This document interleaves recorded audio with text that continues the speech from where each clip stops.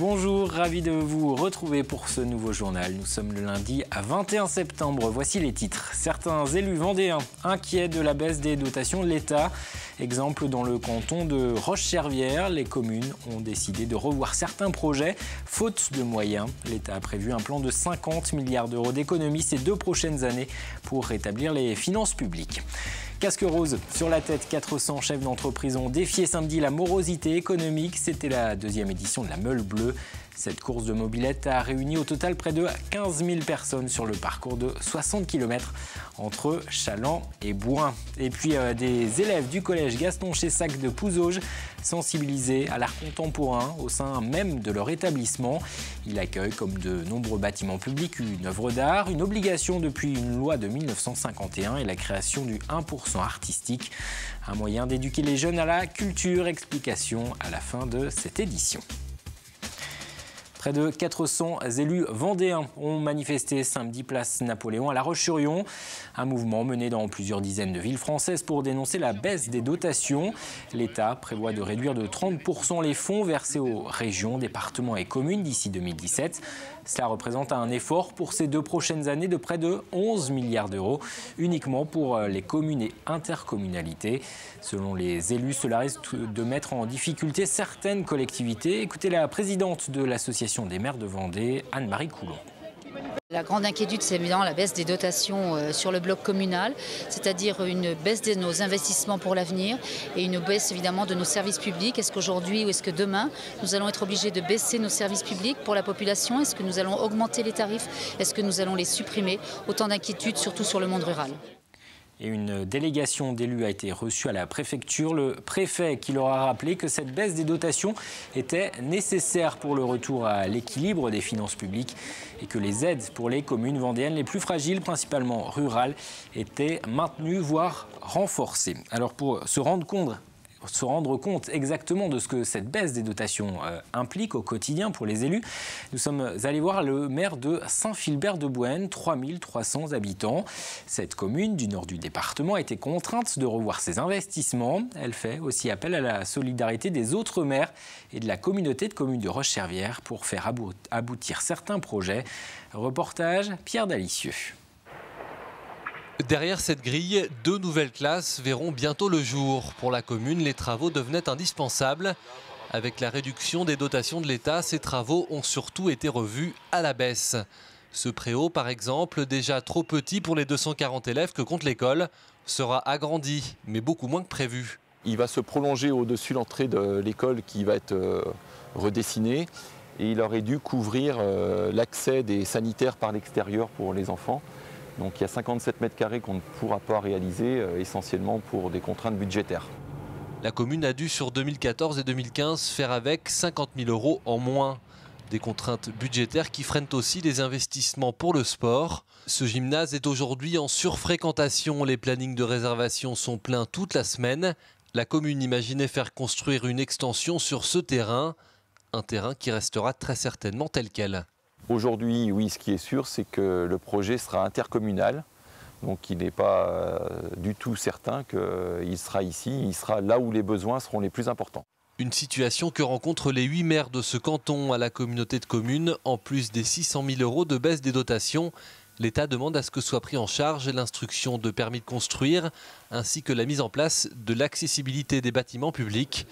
Environ 150 000 € supplémentaires à débourser. Le message des maires aujourd'hui et des présidents de la communauté de communes, c'est qu'on doit tous participer à l'effort, sauf que cette baisse, elle est brutale. Cette baisse, elle est accompagnée aussi de nouvelles obligations que nous impose l'État, et c'est ce qu'on refuse aujourd'hui. C'est-à-dire qu'on veut bien participer à la dotation, mais pas de nous dire, en plus de la baisse des dotations, vous aurez des dépenses supplémentaires à assumer. Sur les 11 milliards d'économies prévues d'ici à 2017, les communes et intercommunalités de France en réaliseront plus de la moitié. Les départements le tiers et les régions se chargeront du reste.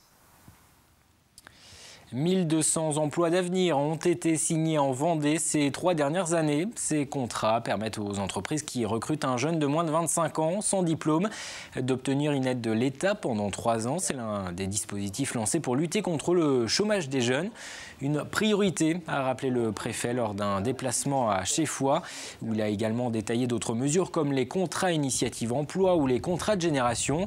Toutes ont le même objectif, inciter les entreprises à recruter, notamment des jeunes éloignés de l'emploi. C'est important pour les jeunes, c'est important pour les entreprises, parce qu'encore une fois, ce sont des formules souples qui s'adaptent à tous les cas de figure. Donc nous avons aujourd'hui un rythme de mise en place de ces mesures qui est important, et un renouvellement aussi de ces mesures, notamment avec l'exonération des cotisations sociales pour la première embauche dans les très petites entreprises. Et la Vendée compte près de 9500 jeunes de moins de 25 ans inscrits à Pôle emploi, un chiffre en hausse de 7% sur un an.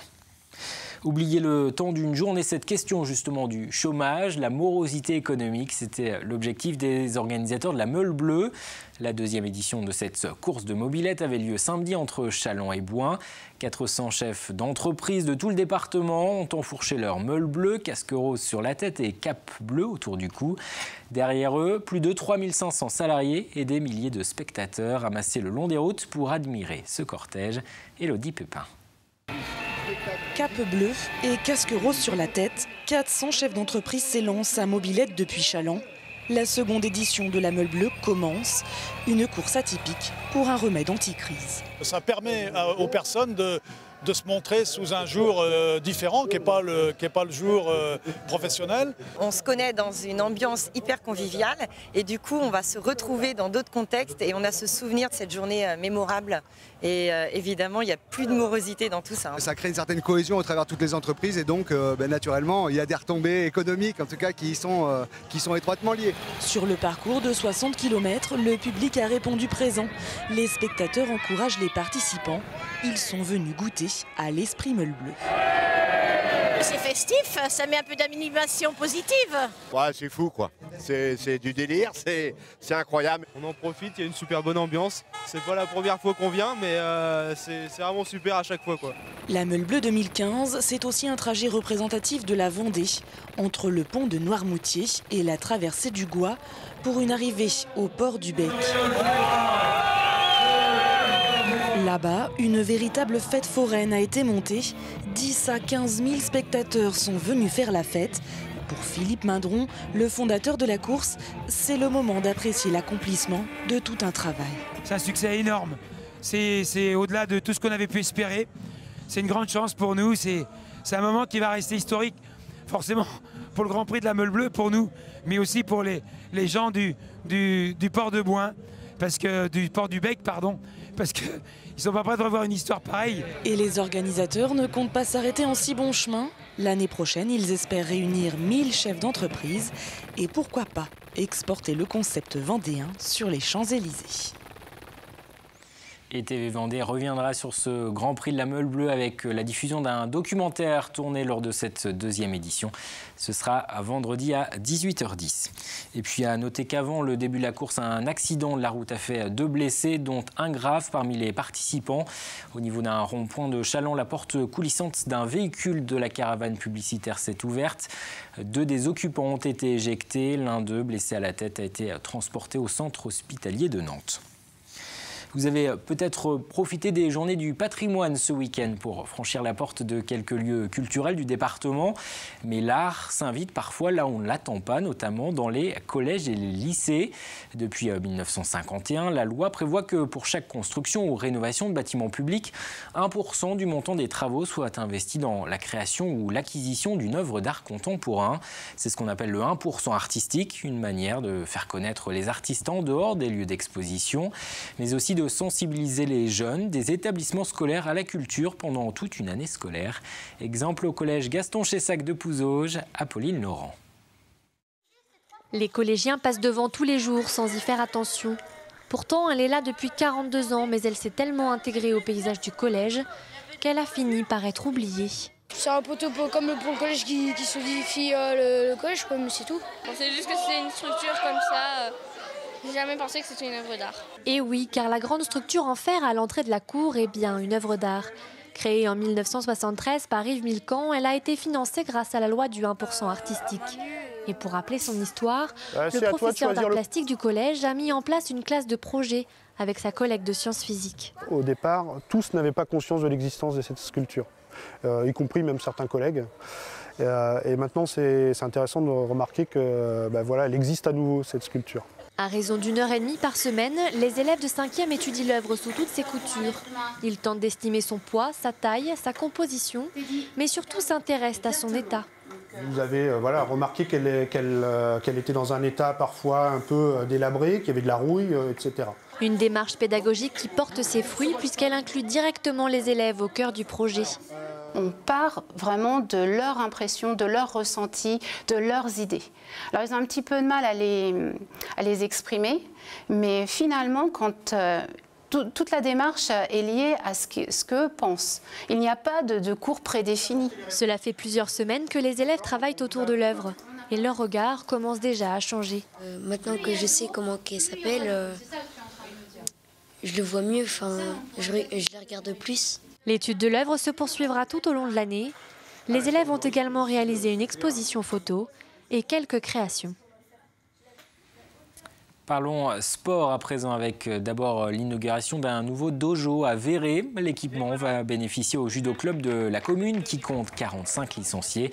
Il a été inauguré par la championne Barbara Harel. Elle a participé 3 fois aux Jeux Olympiques en 2000, 2004 et 2008 et a été sacrée plusieurs fois championne d'Europe en moins de 57 kilos et championne du monde par équipe.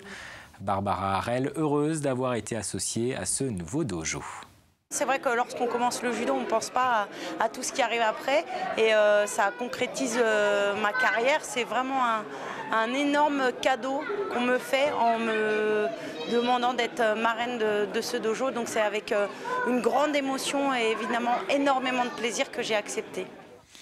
En triathlon au championnat du monde à Chicago, la performance de Gladys Lemoussu, la licenciée de Saint-Jean-de-Mont-Vendée Triathlon Athlétisme, a terminé 6e et pose ainsi une sérieuse option pour une qualification pour les Jeux paralympiques de Rio de l'an prochain. De son côté, le jeune Vendéen Léo Berger a remporté une médaille de bronze. Il termine 3e dans la catégorie junior. Les résultats sportifs de ce week-end. En football, les Herbiers restent invaincus depuis le début du championnat.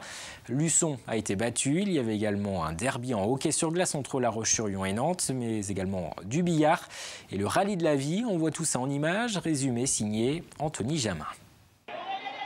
Du foot pour commencer avec le match Les Herbiers-Orléans, maillot jaune comptant pour la 7e journée du championnat national. Match nul 0-0 au terme des 90 minutes. Au classement général, les Herbiers sont 3e, juste devant Luçon. Luçon, justement, maillot blanc, enregistre sa 2e défaite depuis le début de saison, cette fois face à Boulogne. Germain lance pourtant les hostilités dès le quart d'heure de jeu, mais les nordistes marqueront par 3 fois. Score final 3-1 pour Boulogne. Prochain match vendredi face à Châteauroux, actuel 14e. Du hockey sur glace à présent et la 3e défaite du Hogli, maillot noir et orange. Un début de saison en D1 difficile pour les Aigles.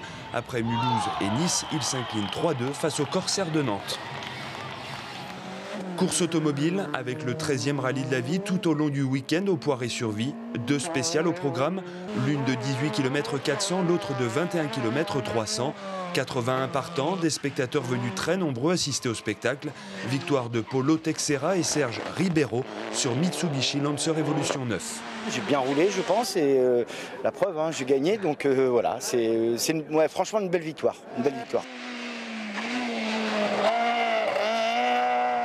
Enfin du billard et la première étape du championnat de France de billard anglais aux Herbiers.